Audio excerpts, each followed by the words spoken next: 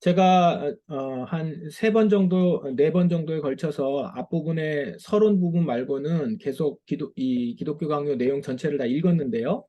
쭉 다 읽으면서 했는데 오늘부터는 내용을 다 읽지 않고 중간중간에 꼭 필요한 내용들, 그래서 줄을 치고 제가 음영을 처리한 부분을 중심으로 해서 읽으면서 정리하는 식으로 하겠습니다. 그러니까 더욱더 여러분 책을 다 읽고 오셔야 이 시간 내용들을 숙지하실 수가 있습니다. 제가 여러분들한테 책을 딱 읽을 수 있는 분량 정도 내용이니까 그 정도는 읽을 수 있다 싶은 정도 양이니까 꼭 한 번이라도 읽어 오시고 읽고 오지 않으시면 여기서 대체로 이렇게 깨닫거나 알게 되는 게 많이 없게 되더라고요. 이렇게 나누는 것이나 이런 것들을 보면 쉽지 않은 것 같아요.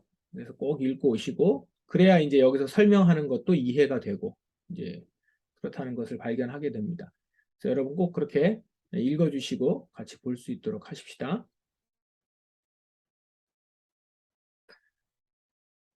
네, 함께 보도록 하겠습니다. 오늘은 율법의 용도에 대해서 함께 나눕니다. 내용이 율법의 용도하고 그 다음에 이제 칭의 부분이에요. 그런데 이제 앞에 내용을 잠깐 둘러보시면 어떤 내용 중심에서부터 계속 된 거냐면 지금 칭의에 대해서 우리가 나누고 있습니다. 칭의를 나누다 보면 그 가운데 율법이 우리에게 어떤 역할을 하는가를 이야기하지 않을 수 없거든요. 그래서 오늘 율법의 용도, 칭의 가운데서 율법의 용도. 그럼 율법은 뭐냐? 하나님으로부터 우리가 의롭다함을 받고 믿음으로 말미암아 의롭다함을 받으면 그럼 우리에게 있어서 이제는 율법은 뭐냐? 그거에 대해서 잠깐 얘기를 하고 보시면 다시 칭의가 이어져요. 그러니까 큰 틀로 보면 지금 칭의 이야기를 하는 가운데서 율법을 잠시 보는 겁니다. 율법의 용도에 대해서. 자, 한번 보십시다. 33. 이러한 사실로부터 우리는 율법의 용도가 무엇인가를 파악할 수 있다. 여기서 이제 이러한 사실이라고 하는 것은 이 앞서 이야기했었던 이제 칭의, 믿음에 의해서 의롭다함을 하나님께 받는다라는 의미를 앞에서 쭉 다뤘죠. 그리고 나서 거기서부터 이제 율법의 용도를 우리가 파악할 수 있다라는 겁니다. 앞부분에서 앞서서 율법에 대한 얘기를 했습니다.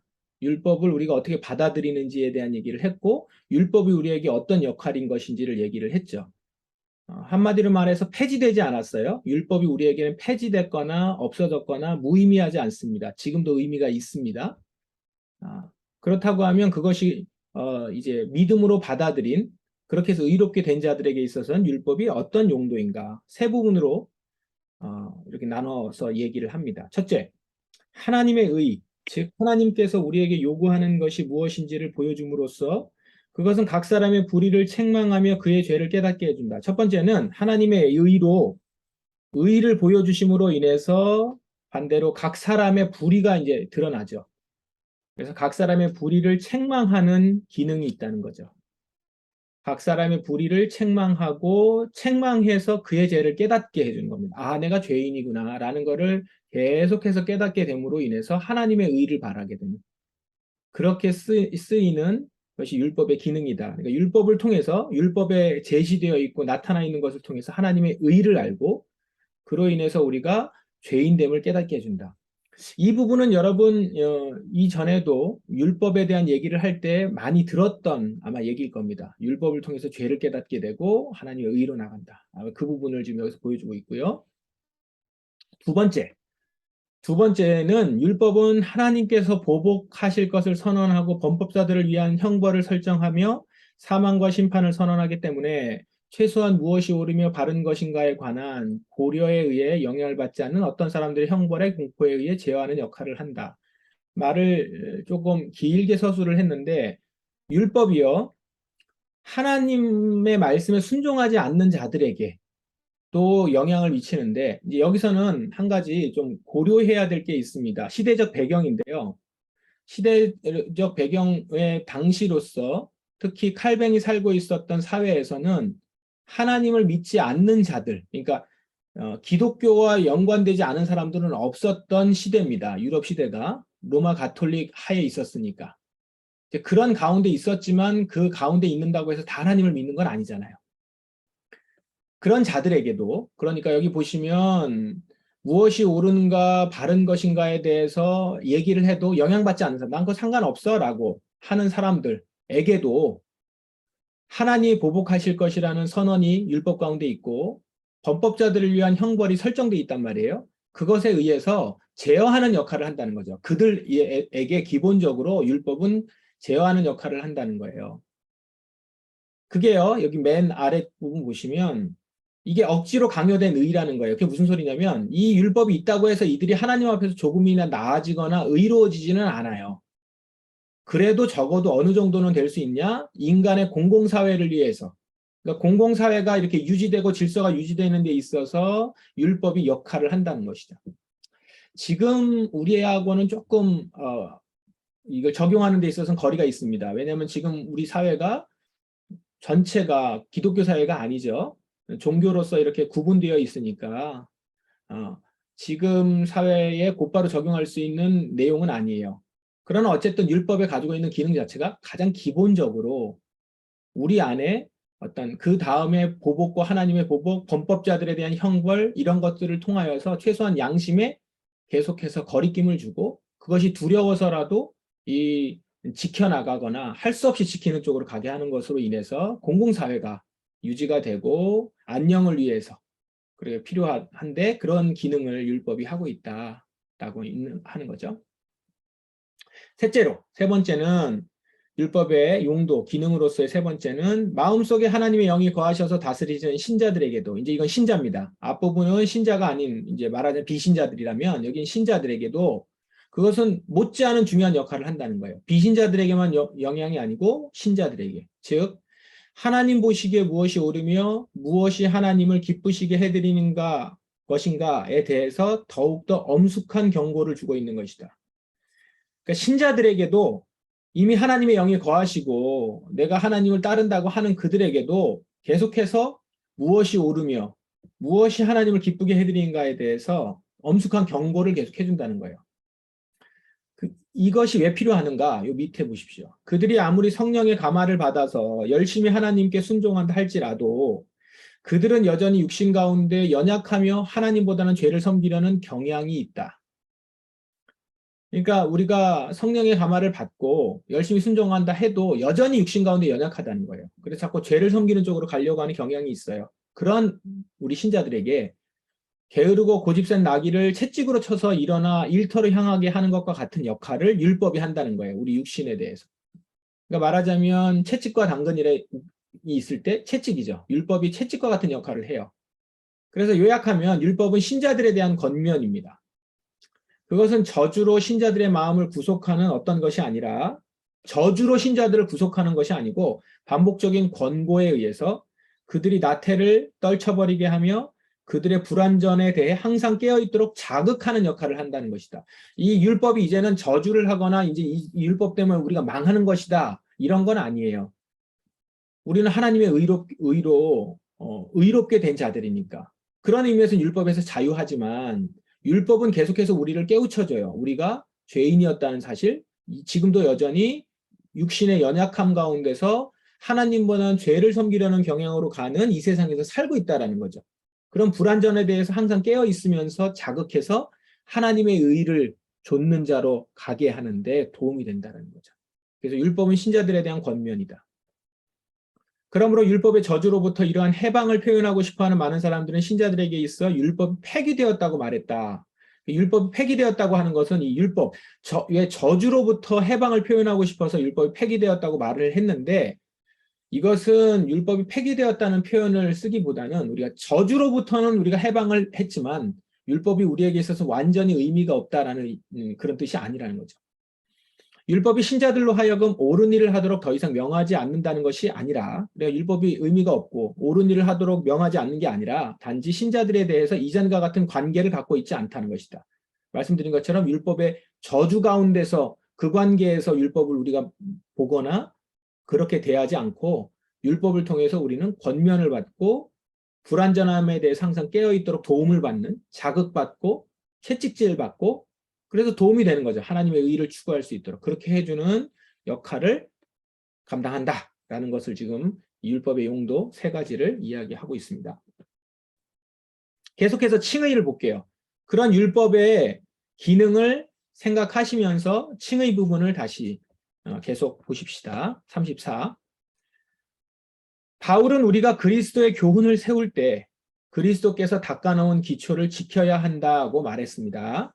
바울은 우리가 그리스도의 교훈을 세울 때 그리스도께서 닦아놓은 기초를 지켜야 된다고 말했는데 그게 무슨 의미냐? 아래 보시면 그것은 창세전에 우리 자신의 공로를 통해서가 아니라 그 기쁘신 뜻대로 영원전부터 그리스도 안에서 우리를 택하셨다는 것이다.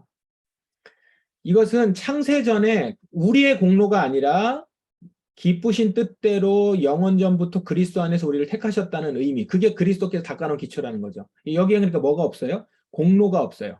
자, 이 부분을 주목해서 보세요. 공로라고 하는 표현.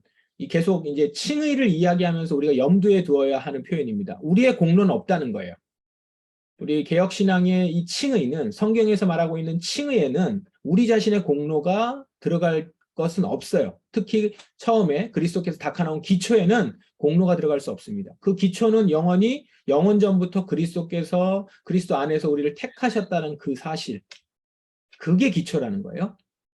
그 위에서 이제 우리가 의롭게 된 위에서 이제 신앙생활을 하는 건데, 한마디로 그분의 모든 것은 우리의 것이며 그분의 모든 것은 우리의 것이며 우리는 그분 안에서 모든 것을 가지고 있으므로 우리 안에서 아무것도 없는 것이다. 그러니까 그분 안에서 모든 것을 가지고 있는 우리니까 우리 안에서 뭐가 나오는 건 아니라는 거죠. 우리는 아무것도 없어요. nothing이에요. 만일 우리가 주님을 향한 거룩한 성전으로 지어가기를 원한다면 우리는 이 기초 위에 세워져야 하는 것이다. 그러니까 우리 공로를 의지하지 않고 오직 그리스도의 공로, 영원전부터 계획된 그래서 그리스도 안에서 택하신 이 기쁘신 뜻, 그 기초 위에서 우리는 이제 세워지는 자들이라는 거죠. 성전으로. 여기에 이제 막 우리의 공로가 조금이라도 들어갔다. 이렇게 얘기할 수 없다. 이걸 아주 지금 계속해서 반복 강조하고 있습니다. 그래서 이 표현은 보세요. 우리는 하나님 앞에서 행위에 의해 사람을 의롭다 하지 않으며 이게 이제 그거죠. 하나님 앞에서 행위로 말미암아서 의롭게 된 자들이 아니라는 거예요. 이게 이제 어떤 얘기죠? 구원의 어떤 그 행위 구원을 얘기하는 거죠. 행위 공로. 그러니까 공로로 말미암아 구원받는 그것은 아니다. 행위에 의해 사람을 의롭다 하지 않는다라는 겁니다. 36번. 그들은 우리가 인간들에 의한 모든 선행의 추구를 정죄할 때 우리가 선행을 폐기한다고 비난하며 우리가 사죄는 값없는 것이라고 말할 때 너무 쉬운 사죄를 설교한다고 비난하며 이제 이러면서 뒤에 쭉 얘기가 나오는데 이 얘기가 그겁니다. 이제 이렇게 이야기를 하면 그들이라고 하는 것은 아마도 1차적으로는 로마 가톨릭이 될 것이고 또한 개혁신앙 가운데 있는 사람들 중에서도 조금 다른 가르침을 전하는 사람들일 수 있습니다. 둘째로는 그들은 어떻게 얘기를 하냐면 인간들에 의한 모든 선행의 추구를 정죄할 때 그러니까 선행은 없다라고 얘기를 하면 우리가 선행을 폐기하는 자들이다. 그럼 선행을 안 해도 되냐? 저 사람들은 선행을 폐기하는 자들이라고 비난한다는 거예요. 그러니까 칼뱅을 포함한 그 개혁신앙을 따라가는 자들을 향해서 그리고 사죄는 값없는 것이라고 말을 하면 너무 쉬운 사죄를 설교한다고 비난해요. 어떻게 그렇게 사죄가 쉽냐라고 비난한다라는 거예요. 근데 이제 여기서 그것에 대한 변론입니다. 우리는 선행을 부인하지 않는다. 다만 우리는 선한 행실이 하나님으로부터 온 것이며 하나님 덕분이라고 주장하는 것이다. 그러니까 선행을 부인하는 게 아니라 우리는 선행을 하는데 이 선행의 근거가 선행을 할 수 있는 그 원천이 하나님으로부터 온다는 거예요. 그렇기 때문에 우리 것이라고 자랑하지 않는다라는 얘기를 하려고 한다는 거죠. 그리고 그 선행이 그렇기 때문에 하나님으로부터 온 것이니까 우리 쪽에서 이것을 구원의 공로로 얘기할 수 있는 부분은 하나도 없다라는 거죠. 선행을 안 해도 된다는 얘기가 아니라. 왜냐하면 바울도 그러한 행위를 하나님의 영의 열매들이라고 말함으로써 자랑하는 자는 주 안에서 자랑해야 된다고 말하고 있기 때문이다. 그러니까 이런 행위들을 있는데 그 행위가 하나님의 영의 열매들, 하나님으로부터 온 열매들이라는 거죠. 그래서 자랑을 하더라도 주 안에서 자랑해야 된다. 선행한 걸 자랑하라는 거예요. 근데 그것이 주 안에서 자랑하는 거죠. 내 것이 아니라 내 공로로 돌리지 않는다는 겁니다.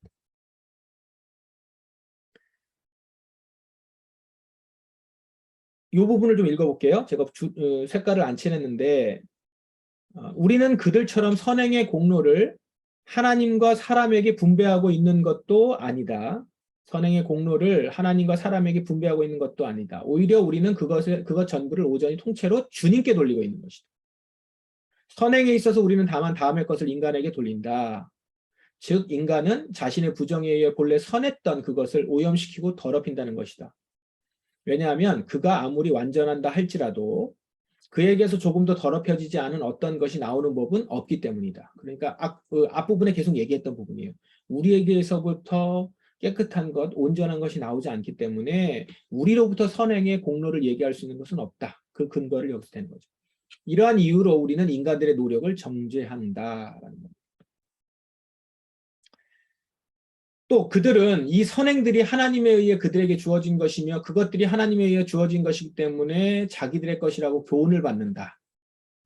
하나님에 의해 주어진 것이며 하나님에 의해 주어진 것이기 때문에 자기들의 것이라는 교훈을 받는다. 그들 자신에게 어떤 가치가 있다는 것이 아니라 하나님의 선하심이 그들에게 이러한 가치를 부여하셨다는 것이다.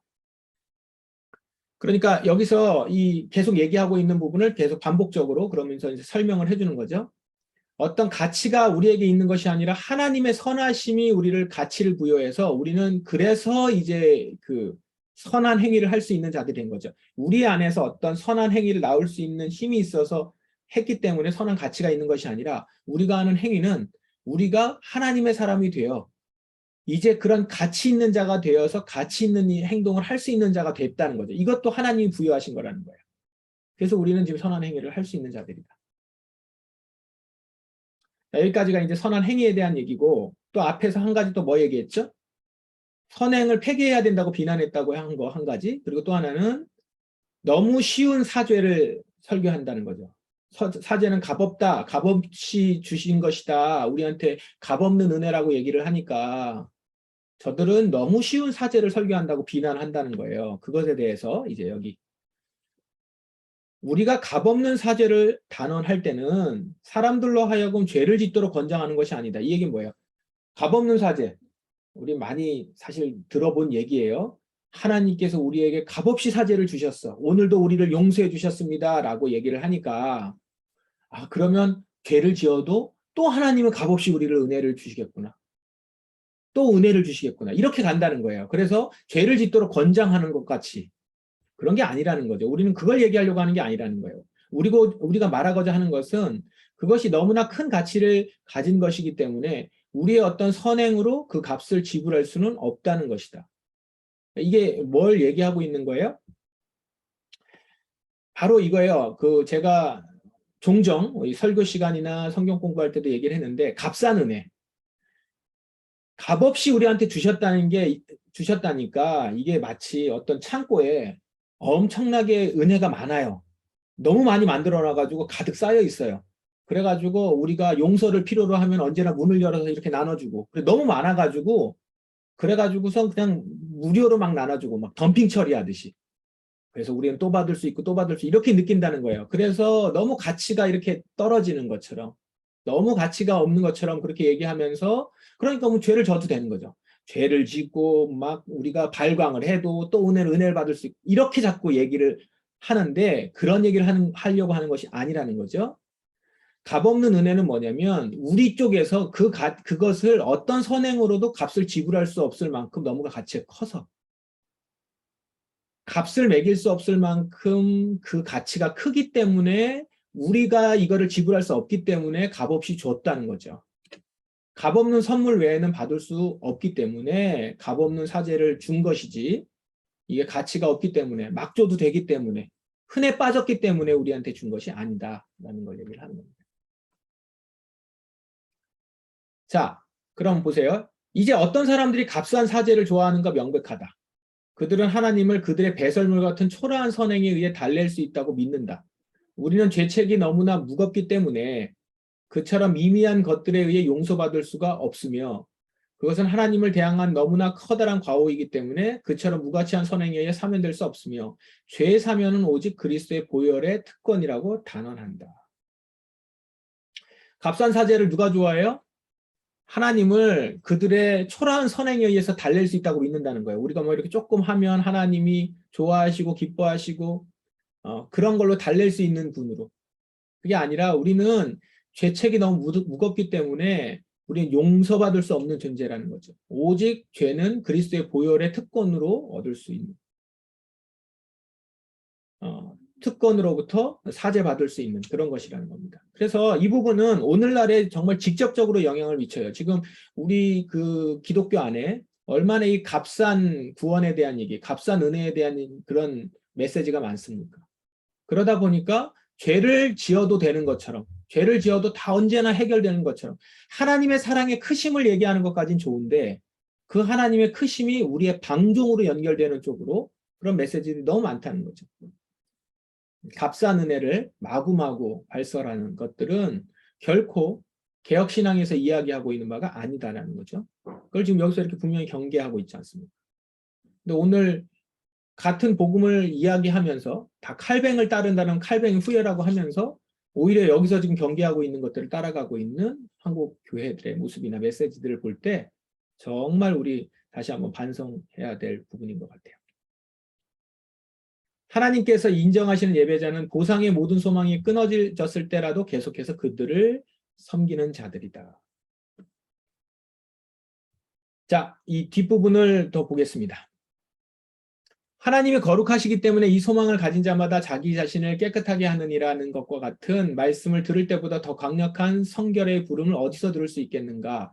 자, 이 얘기가 뭐냐면 이제 이 앞에 부분에서 이제 이렇게 우리가 우리의 선행으로 말미암아서 구원받을 수 없고 값비싼 은혜를 받은 자들이에요.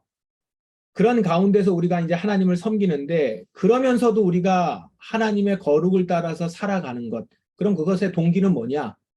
하나님이 거룩하시기 때문에 이 소망을 가진 자마다 하나님을 따른다는 것. 자기 자신을 그 소망을 가진 자마다 자기 자신을 깨끗하게 하느니라. 성결하게 하는 쪽으로 자꾸 가려고 하는 그것에 대한 동기, 강력한 동기는 어디에서 나온다? 하나님이 거룩하시기 때문이다.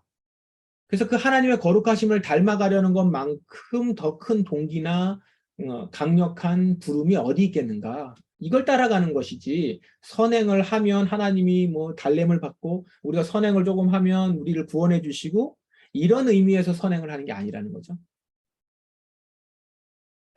여기 보시면 사도들이 쓴 글들은 모두 선한 일을 행함에 있어 하나님의 사랑을 온전하게 하기 위한 권면들, 책망들, 위로들, 동료들로 가득 차 있는데 공로에 대한 언급은 전혀 없다. 그러니까 우리가 선행이 지금도 유효한데 선행을 하고 있는데 그 선행의 성격은 뭐냐? 사도들이 쓴 글에 보면 나와 있는데 하나님의 사람을 온전하기 위한 권면들인 것이고 선한 행위를 하라고 하는 권면들은 다 책망들, 위로들, 동료들로 가득 차 있는 것이지 공로에 대한 건 아니라는 거예요. 이 선한 행위를 하면 우리가 구원을 받는 데 있어서 어떤 공로를 끼치고 우리가 구원받는 데 있어서 필요한 부분이고 어떤 역할을 하고 이런 얘기를 하지 않는다라는 겁니다.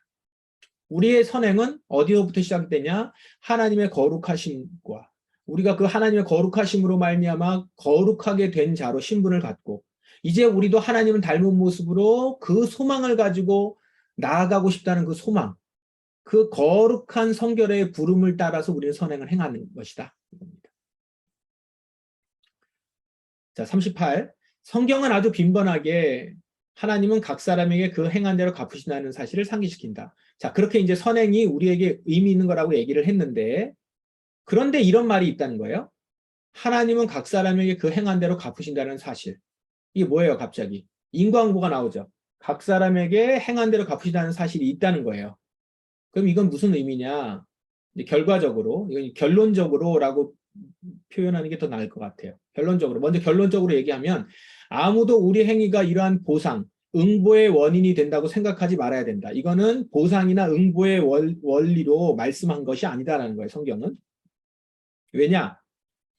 하늘나라는 우리가 하늘나라를 받는 것은 종의 싹이 아니라 종의 싹으로 그러니까 우리가 어떤 일을 행해서 공로로 인해서 받을 만한 것이 있기 때문에 받는 것이 아니라 아들의 상속이라는 거죠. 아들의 상속은 뭐예요? 아들로 자격이 있기 때문에 받는 거지. 내가 어떤 일을 했기 때문에 받는 게 아니죠. 행함에 의해서 받는 것이 아니라 내가 그런 신분이기 때문에 받는 거예요. 오직 주님에 의해 양자가 된 자들, 그러니까 주님에 의해서 은혜로 양자가 됐죠. 우리가 아들이 됐죠.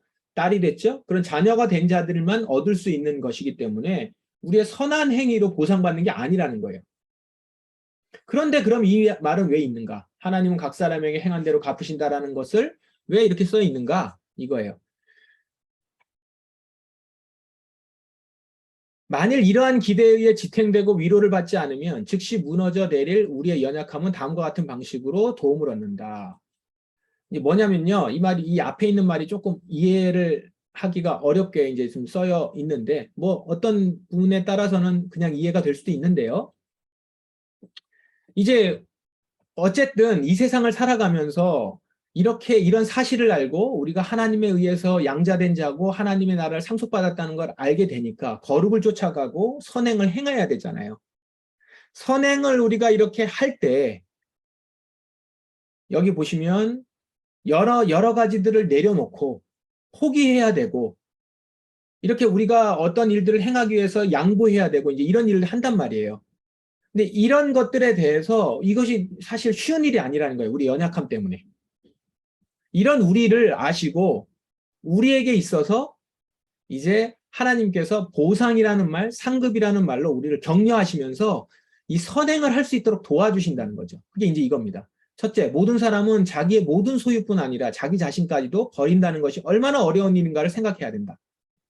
저는 이 말이 이 칼뱅의 이 기독교 강요가 참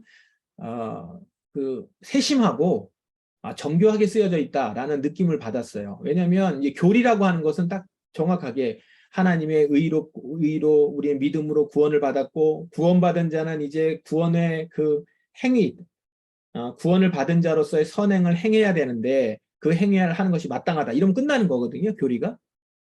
그런데 사실 현실적으로 존재적으로 우리는 그 행위를 하기에는 많이 모자라고 연약하고 그 행위를 하는 데 있어서 우리는 우리의 소유나 여러 가지를 버리는 것이 되게 어려운 사람들이라는 거죠. 실제적으로. 그런 우리에게 각 사람에게 행한 대로 갚으신다는 말을 하심으로 인해서 우리를 격려하신다는 거예요.